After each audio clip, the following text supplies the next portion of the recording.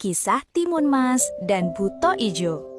Alkisah, di sebuah desa yang subur, hiduplah seorang petani tua bernama Mbok Srini. Ia hidup sebatang kara dan sangat mendambakan kehadiran seorang anak. Setiap hari, Mbok Srini berdoa kepada Tuhan agar dikaruniai anak. Suatu hari, saat sedang berdoa di ladang, muncul sosok raksasa yang menyeramkan bernama Buto Ijo.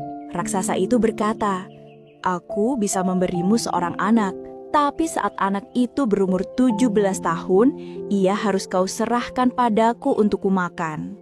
Meski takut, Mbok Srini menyetujui syarat itu karena sangat menginginkan anak. Buto Ijo lalu memberikan sebuah biji mentimun dan menyuruh Mbok Srini menanamnya.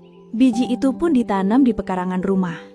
Beberapa hari kemudian, tumbuhlah pohon mentimun dengan buah yang besar dan berkilau keemasan. Saat dibelah, alangkah terkejutnya Mbok Srini, karena di dalam buah itu ada seorang bayi perempuan mungil dan cantik.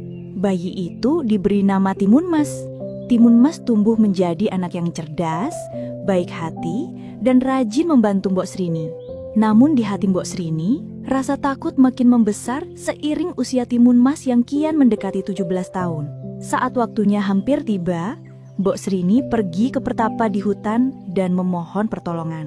Sang pertapa memberi Mbok Srini 4 bungkusan kecil berisi biji mentimun, jarum, garam, dan terasi.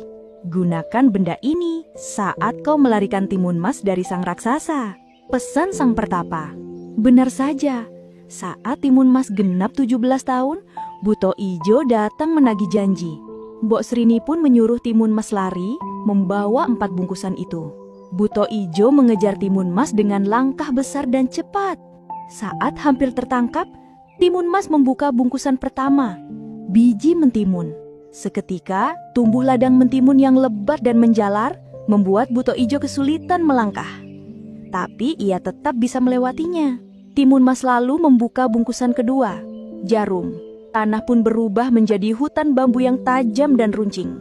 Buto Ijo terluka, tapi tetap terus mengejar. Bungkusan ketiga, garam. Hutan pun berubah menjadi lautan yang luas dan dalam. Buto Ijo nyaris tenggelam, tapi ia tetap mampu berenang. Terakhir, Timun Mas menaburkan terasi. Seketika muncul lautan lumpur panas yang meletup-letup. Buto Ijo pun tenggelam dan tak pernah muncul lagi. Timun Mas pun kembali ke pelukan Mbok Srini dengan selamat. Mereka hidup bahagia bersama tanpa rasa takut lagi.